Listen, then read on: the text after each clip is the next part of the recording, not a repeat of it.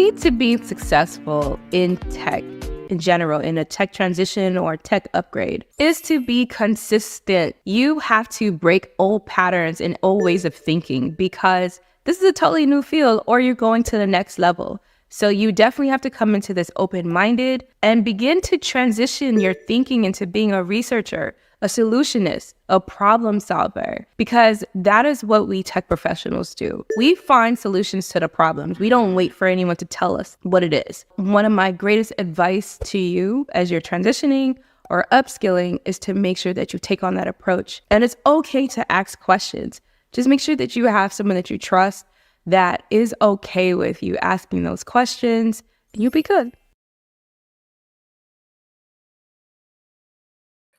All right. Welcome to Exposing Sierra Leone, your weekly dive into the issues, news, and people shaping Sierra Leone and the diaspora. Each week, join us as we engage with professionals, journalists, and various guests, or sometimes just myself and or Admire, where we explore ways to propel our country forward. From in-depth discussions to enlightening interviews, we're here to uncover the stories that matter most. So tune in every week on Sunday as part of and be part of the conversation as we work together to make an impactful Sierra Leone. So today we have a special guest. So we have Isshai Kamara, a proven technologist, agile coach, and career strategist. She has over 13 years experience. Isshai's helped professionals from all backgrounds transition into high-paying tech careers, securing over $11 million in job offers. In this interview, she'll share how you can break into the tech industry, no coding or IT experience required. We'll learn how her transformative programs in IT industry with IT industry tools, including IT project management, agile tech, and agile leadership, and how you can earn certifications like Scrum Master and others to help you land roles paying $90 to $150K. So whether you're a career job changer, you're a job seeker, you're a professional looking to level up, this is going to be your chance to talk about and learn from someone who can teach you about recession-proof tech careers. Isshai is also Sierra Leonean, which is why she's on this particular stream. So without further ado, let me bring in Isshai. What's up? Hey, thank you so much for the intro. Of course. That's my AI working for me double time. And sorry guys for all the fumbling. You guys know I have reading comprehension issues, but that does not stop me from reading publicly. All right, so Isshai, so I don't know how we got in touch with each other. I think it was through, you know what it was? It was through Africans in Tech. I think I saw somehow I came across your page, IT industry tools. And then I checked to see if you were Sierra Leonean first. I think I messaged you, right? I'm like, are you Sierra Leonean? So because you are, I thought it was really important to have this discussion, because I think so many people are out there looking for jobs, right? We are in a time fraught with job insecurity. People are underemployed or unemployed. And, we're talking about an industry that's recession-proof and pays well. And so because you're Sierra Leonean and because we're in the time that we are in, it made sense to have this interview. So I'm appreciative of you being available to do this conversation. Yes, thank you for having me. Of course. And so with that, let's start from the beginning. I always like to start with people's backgrounds before we get to where we are today. So can you help us understand, where were you born and where were you raised? Okay. I was born and raised in Washington, D.C. Okay. Yes. And where did you, so you went to college, right? Where did you go to school? I went to Bowie State. Actually, I started off at Maryland Eastern Shore first. Okay. And then I transferred, went to Bowie State, so 2 HBCUs. And then eventually I got my master's. I'm getting a second master's at University of Maryland Global Campus. Nice. Mm-hmm. Took my nephew on a college tour at the University of Maryland. Both the Baltimore and the wherever the Terrapins are. I can't even remember what part. College Park. College Park. That's it. Yeah. All right, cool. So what did you study in undergrad? Okay. In undergrad, I studied computer networking and wait, let me backtrack. Okay. So initially, I was a computer science major. Okay. I had it in my mind that I wanted to be a programmer because I started I would say doing like something similar to programming, and that's just like building out websites using markup language, CSS, a little bit of JavaScript. So I taught myself that all on Notepad. And I got to a place after a few years of building out websites there. I thought about Notepad, right? And to this day, we still have Notepad. And there's so many like different outputs that you can have with Notepad. So I was just like, wow, like what do you need to do to create Notepad? So it led me on to the journey of wanting to be a computer science major. So I started off with computer science as my major at Maryland Eastern Shore. And then I transitioned to Bowie. And when I did, I switched over to computer technology. And my concentration was network and computer security. And then I have a master's in IT and I specialize in project management. Yeah.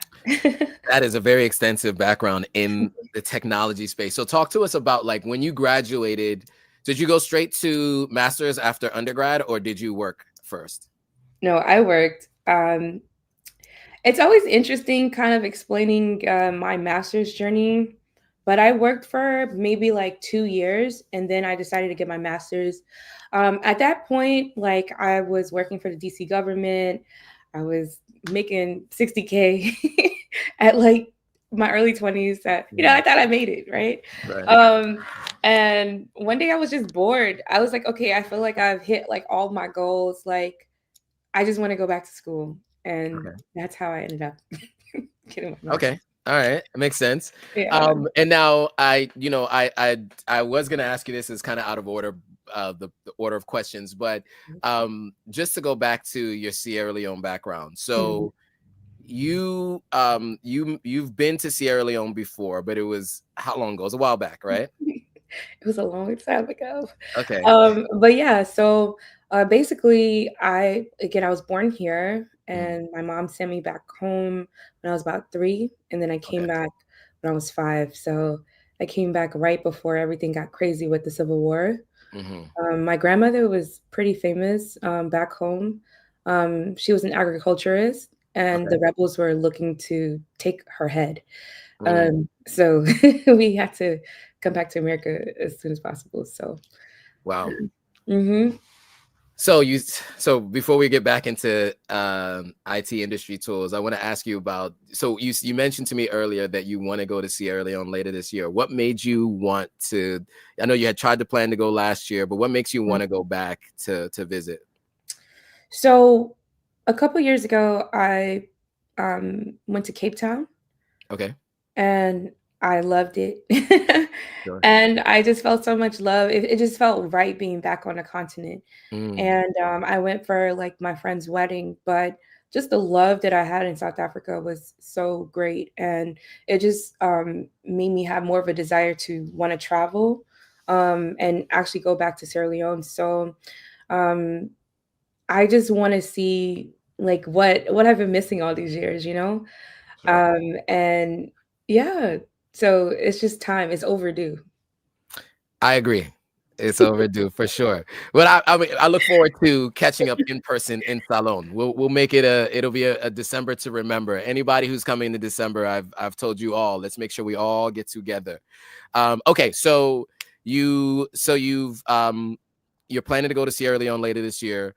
I just wanted to make sure we touch on that since this is exposing Sierra Leone, and I always got Sierra Leone on my wrist. I always want to make sure that we do touch on that. So back to the IT industry tools. So you talked a little bit about, why you went back and got your master's degree and what you studied in undergrad and then what you did for your career right after undergrad.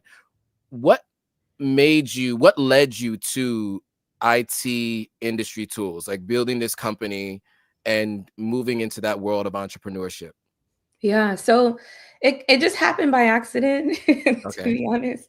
But how it started, when I created IT industry tools, it was just a blog. It was Okay. just information about technology roles and things of that sort. And so I had moved to Atlanta and I had got in contact with this recruiter that was sourcing for a role. And I have always been the type, like, if I see a job opening or anything like that, I'm going to make sure I look out for my friends. And so I posted it on my personal Instagram. that I was helping this recruiter to fill this role. And so at the time, I think it was 140K, 135, 140K remote. And people started DMing me like, is this real? Like, Mhm. and can you train us, teach us, teach us? I had so many, and that story went viral. My cousin shared it, and she's super popular. So it went viral, and I was teaching like free classes online again, just to share information, nothing out of it. Um, Back when it was COVID, so I did a free um, Scrum Master training, and that's how it took off. So that's how we got started. Nice. So I just wanted to put that on screen so people could see, what you're up to and what the Instagram page looks like. So can you talk about, so we got to how you got there. What does IT industry tools do for folks? So you have the Instagram page, but beyond that, the trainings, like, can you walk through all of that? What is it as a business? So as a business, what we do is basically provide, number one, the information that you need to learn how to do on the job skills. So, for example, our flagship course is the Ultimate Scrum Master Program. And so this is a tech coach in the software development space. And so, what we do is teach you how to do the job, and also both theory, the practical. We certify our clients as well. We give them brand new resumes. We give them experience as well, to help them to be better equipped with actually going on a job. We do rigorous interviewing prep. Um, and all of that good stuff. So it's a boot camp. Basically a matter of weeks, anywhere from 6 to 8 weeks. And afterwards, you're on the market, and we're still holding your hand to make sure that, you actually move through and get what it is that you need out of the program. Got it. So who's the type of person that would benefit most from this boot camp? hmm So I've had all kinds of people in my boot camp. I would say the people that I think could benefit the most are those that are really truly ready for a change, Mhm. right? One of the things that we stress is mindset, your mindset, right? And kind of like how the opening video was. We want to make sure that you're mentally ready for this change, right? Mhm. And so anybody can invest in a boot camp, invest in training, but if you're not mentally prepared to actually follow through with what you're signing up for, it could be challenging for you to like actually yield the results that you're looking for. So we don't have like any restrictions on who we necessarily let into our programs, but we do want to see, like, for example, if you do have job experience, normally we'll do a one-on-one, and I'll kind of talk to you about how you can leverage your current work experience to transition into this kind of role. Or if you don't have any, again, we provide that experience by our training. Awesome. And so, I've heard about these different boot camps. I didn't really, I've heard about them. I never knew what they did. Can you talk about how you're different from other boot camps that are out there? I've seen this thing. I had a friend who took a boot camp. And I remember afterwards, she had this whole plan about how she was going to get a job. And there wasn't any like career training. It was really more just like, how to take the PMP course or something like that. So how are you different? How is what you're doing different from what some of the others that are out there are doing? Okay. All right. So I would say this, right? Here's the thing. I don't like look to see what other trainers are doing. Okay. All right. Because there's a method to my madness, right?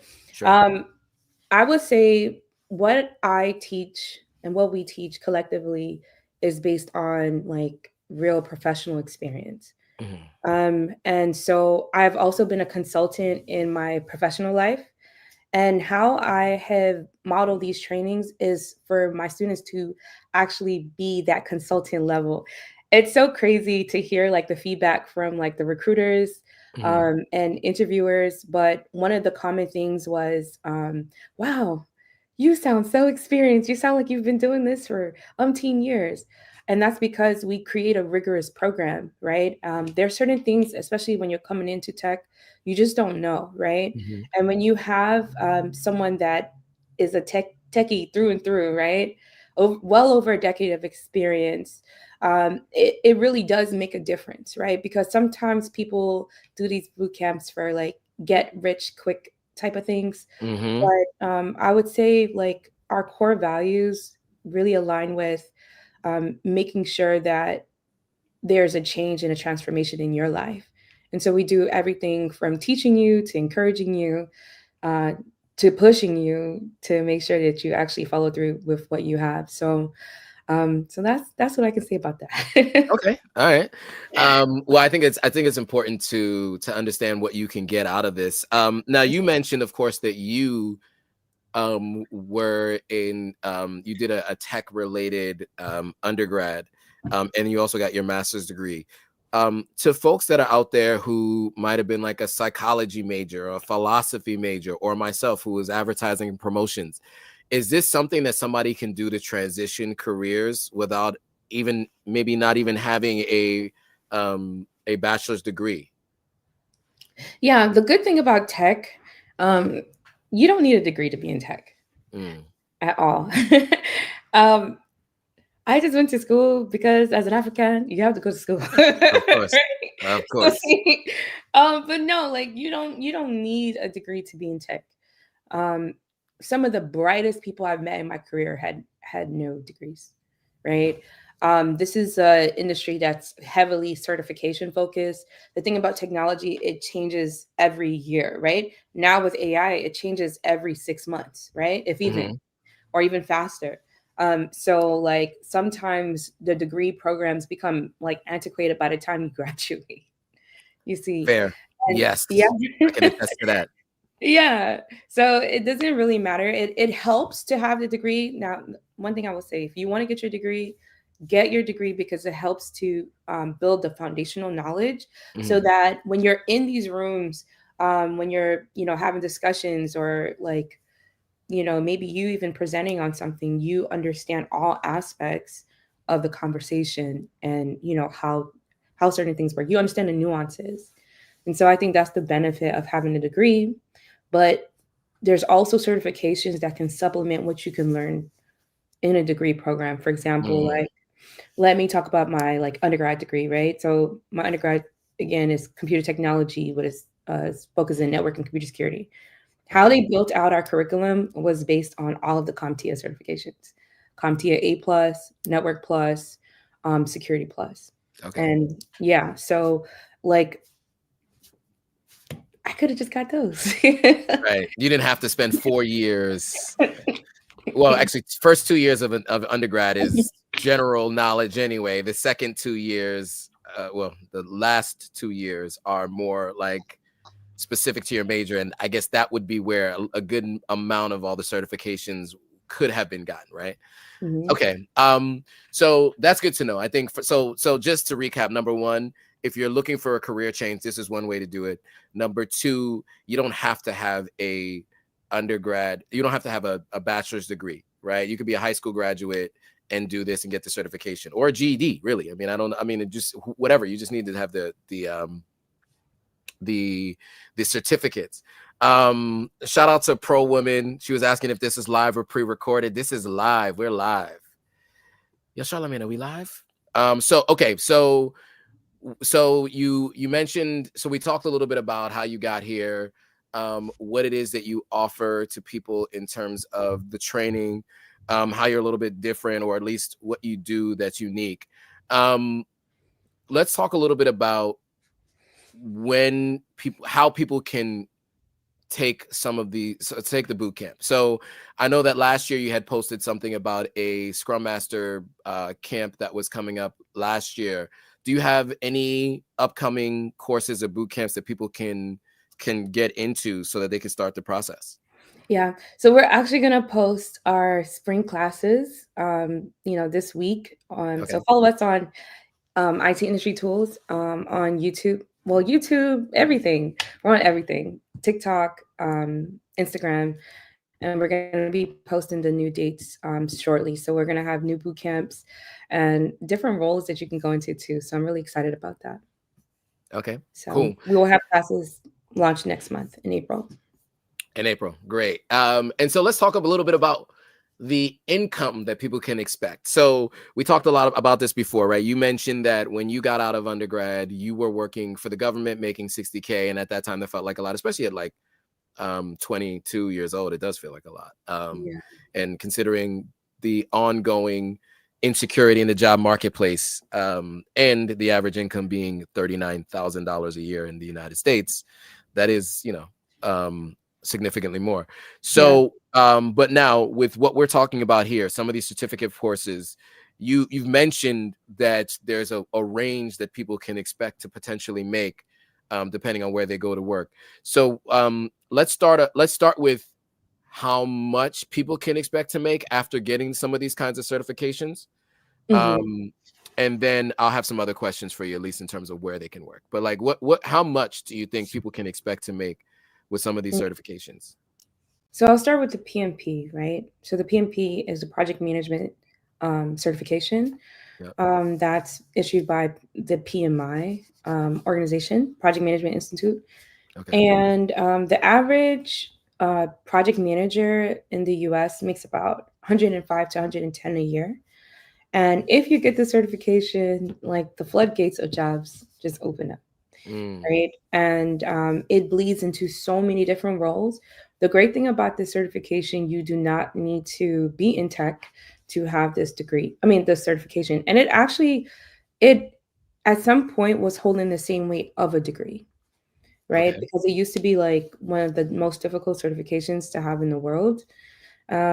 So I would recommend that certification.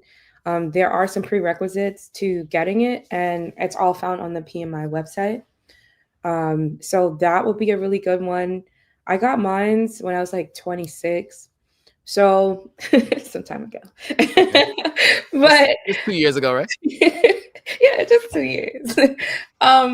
But I got it like around that time, and so the reason I said that is because like 26, I don't really have that much experience, right? And so my instructor basically like highlighted ways I could account for my experience, like doing like other things that I may have like actually led projects in. And so we defined what that project was and put that in an application. And so I was able to get my PMP that way. So let's say you get a Scrum Master certification. The average Scrum Master in the United States makes anywhere from 95 to about 120,000 a year.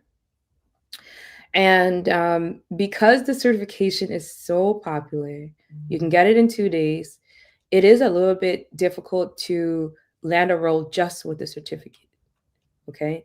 Now with the PMP, it's easier to land a role just with that certificate. But with the Scrum Master certifications, you need a little bit more. And that's what we help with in our boot camp is that competitive edge, because so many people do have these certifications, how to be able to stand out in a market that is saturated like that. So I would say that my students, again, no technical background, about like 90% of my students have a tech background. But the least I've ever seen anyone make was about 90K. And then the most was about 200,000. You guys hear that?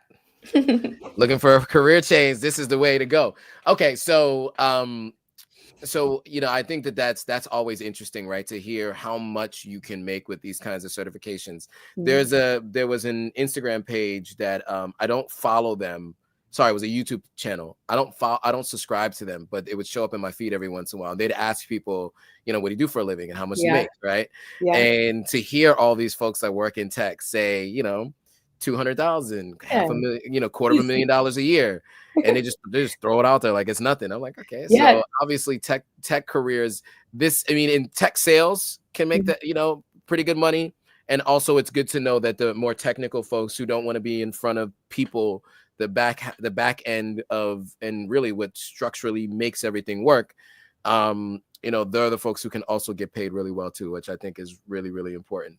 Now, what are the kind of companies that people can apply to get jobs at? Like, not just like names of companies, but like what industries, where are these jobs even located where people can get paid 90 to 200K, as you mentioned, for these specific certifications? Yeah. So you can find them in every industry, right? There is a former client of mine that works for Clorox. You Okay. wouldn't think like Clorox has technical roles, right? Or Wait, can let's we talk see. about that though? Help Yeah. us. So what do they do at Clorox, right? Because I know Yeah. Clorox as like bleach, etc., bathroom cleaning. Exactly. So how would they have how did they get, what do they do at Clorox? I didn't ask him about his project now. Okay. But He's working on a project. he's working on a project. And so the thing is companies need software for multiple reasons, right? Sure. It could be internal software.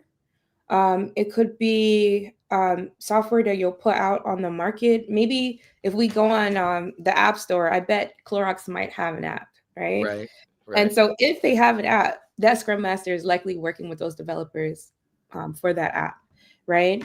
You can find jobs, of course, in Silicon Valley, but in any industry, fintech, government, healthcare, there's technology roles, all kinds of technology roles in every single industry, even oil and gas.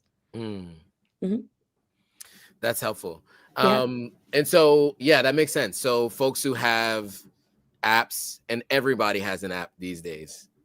And so, so talking about that a little bit though. So what kind of stuff would people be doing? Because I think we talked a little bit about these acronyms, right? PMP, Mm. Scrum. What does that day-to-day job look like? Like once somebody, so somebody completes this process of going through the boot camp, Yeah. they learn all the skills required to stand out from the crowd, they get the job.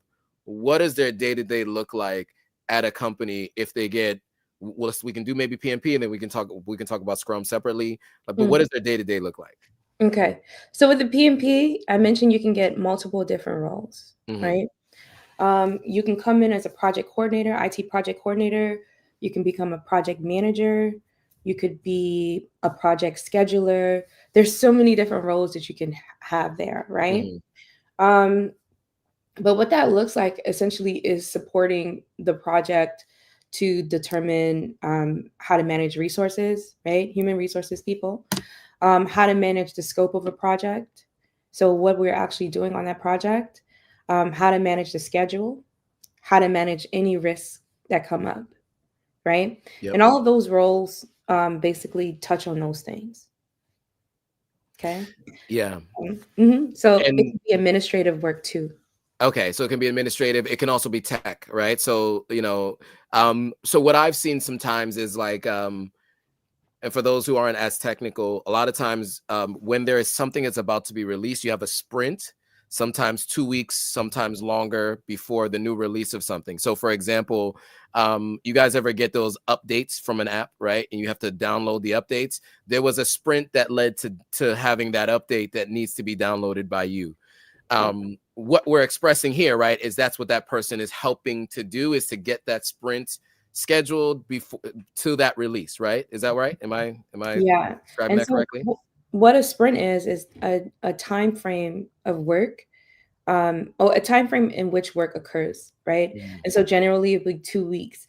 And again, we talked about like how certain things could become obsolete, right? Yep. And so that's why a lot of these companies are always updating to either fix bugs or release new features on their app. And yeah, so that's what we help with. Okay, so that's the project management side. Now, is Scrum different? I'm really ignorant to all this stuff. So is Scrum different from project management, and or is it a system? Is it a way of doing things? What is Scrum, and what is the difference between those two things? Okay. So IT project management, right? There's different ways that you can manage a project, right? So there are different methodologies. And there is an agile methodology within IT project management. Okay. So this methodology has a subset called Scrum. Okay. Okay. And it is another like framework, a way that we make sure that we are able to get work done, that we have the right people, that we have the right artifacts in order to push out that work. So in the job market, you might see a role that has like project manager slash scrum master, right? Now, a scrum master primarily works with a software development team every 2 weeks, right? Mhm. They help them to plan their work. They make sure that that work is executed. If the developers or testers have any issues, that person is the escalator, right? They're going to shine the light and talk to whoever they need to talk to, or make sure that they're communicating that risk, right? Mhm. Um, and they're going to make sure that they're checking in every day to see how the development is going. And then they're going to support them in their release management activities as well. So that's the role of a scrum master. Now, if they add project management duties in there, you might be doing like reporting. You might be doing um, presentations towards upper management to talk about the overall project as a whole. But in every organization, it's somewhat different. Sure. But the foundation of it is making sure that things are moving along smoothly. Got it. Got it. Okay. So we've now talked about everything from what you teach, Yeah. how you're different, your background, what Mm. the day-to-day looks like, how much people can make. Um, what are some of the things that people get wrong about the idea of taking a boot camp and what can come out of it, right? Like what Mm. yeah, what are the things that people get wrong? Like what is a wrong mindset to have going into getting going through a boot camp and looking to change their career or to move up in your career in this way? I would say the wrong mindset would be maybe giving up in the sight of seemingly failure, Okay. right?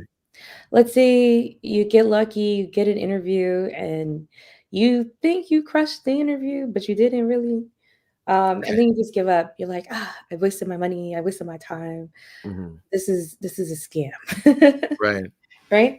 Um, when you give up, that's just it. You don't pursue anything that comes like after that, right? You just give up. And in this field, like especially like the OGs of this field, we just never gave up. It's just not an option. Right. you Right. know, if something doesn't work, then you try a different option, or whatever the case is. But you just cannot give up. There's some people that it's taken maybe say let's say some people have gotten a job maybe like 8 weeks after the program, right? And then some people maybe a year after the program, right?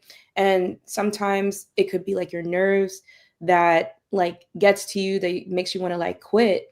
Mhm. But think about it, like if you're at $30,000 and if you just knock out this interview and you continue to go and go hard, continue to talk to people, continue to show up for yourself, eventually you're going to hit that goal, right? Mhm. I had a student of mine, she reached out to me about 2 weeks ago. She took the program about a year ago, and she wrote me, she said, I finally landed my six-figure role. Mm. Now the thing about technology, especially post-pandemic, right? Technology roles have been going through a lot, right? And I think it's important to also understand where the market is as well, um, and how it fluctuates. But there's always a need for these roles, right? So it's just a matter of continuing to go on, when times may seemingly be hard. All good stuff. Any advice you would give anybody planning to who's looking for a career change and is looking at potentially taking a boot camp and planning to move into that space? I mean, I guess you kind of gave some advice about having the right mindset, but any other advice that you would give? You need time. Mm. You need to invest your time. You need time. Um, I like to tell my students like they need at least 6 hours a week, just at minimum, to just study and go through all the material, so that they really get a good sense. I challenge my students to do homework assignments as well. So doing your homework, don't use ChatGPT, right? Like actually like showing up for yourself, making sure you really understand the concepts. And when you don't understand, ask your instructor, right? If you don't have an instructor that you can ask questions to, don't take that boot camp, right? Because there's a lot of like knowledge gaps, coming into a technology role. And so you want to be able to at least either have a community that you can reach out to or someone that you can like ask questions. Fair. Mm-hmm. All right. That was all really good stuff. Anything I missed? Anything you want to say before we bring this thing to a close? Did we cover it all? I think we did. We covered it all. Okay, cool. So again, where can people find you? You said there's a YouTube channel, right? Mm-hmm. And Yes. it is okay. So you have an Instagram page and a YouTube channel. So let me put those up on the screen really quickly. Yeah. So our website is itindustrytools.com. YouTube handle and TikTok and Instagram is IT Industry Tools. Okay. So let me at least put that up on the screen. So IT Industry Tools is the Instagram here. Then of course you're on YouTube, right? Well, this is the link tree, but YouTube, you guys can see what I search for on YouTube now if you're looking at my screen. IT Industry Tools. And so you have a ton of good insights here. I watched a few of your shorts. So yeah, so this is where you guys can find it. It's all under the same name, so look it up. Okay, cool. Well, I want to say thank you again for taking the time to have this conversation with us and enlightening the audience on how they can make a career shift and a change. If you're looking to make more money and you're looking to do something that is going to that is recession-proof, which I think is really important because there's all kinds of conversations about a potential upcoming recession. So yeah, thanks for watching. Okay, anything else? Go ahead. Yes. To the point of recession-proof, right? Yeah. One of the things that I kind of want to highlight, right, is working on mission-critical projects. No matter what kind of role you get into tech, right? It's important to go where that product is essential or that service is essential. That's how you get to really get that recession-proof, situation going for your career. So I just wanted to add that quick tidbit. Can you elaborate that on a little bit on that? What did you mean by, what you just said? Recession-proof, right? Recession-proof. So let's think about COVID, right? Do you remember when we lived in New York at the time? Yes. And anytime you would walk past somebody, your phone would go off. Remember? Right. Yes. So that is a mission critical project. Okay. Right. And so let's say, for example, even if you're on the government side, right? I know there are some agencies that have taken a hit in these last couple of weeks. But cybersecurity projects are mission critical, right? And there's a need for Scrum Masters and IT project managers on those projects, right? And for example, to qualify for those roles, you'll need CompTIA Security Plus in addition to the PMP or CSM, right? So these are mission critical. No matter what happens in the administration, there's going to be a need for cybersecurity, especially because of everything that's going on in our climate, right? And so it's very, very important that you consider those things. And then one thing I like to also ask in interviews is whether or not like a particular project like is critical to the organization's bottom line, right? Because if it's critical to it, then I know I got a little bit of security there. Right. And so it's important to go for projects and products like that.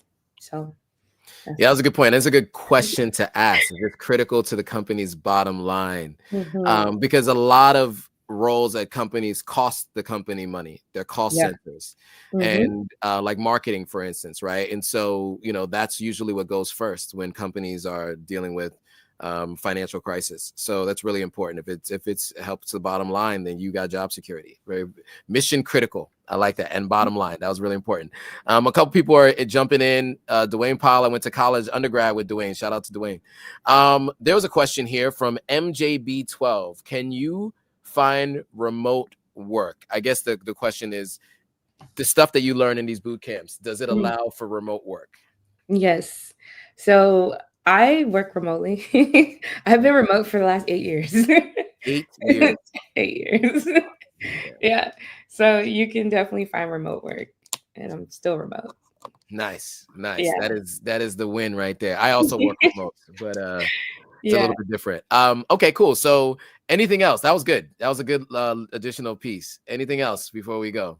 Anything that I can think of?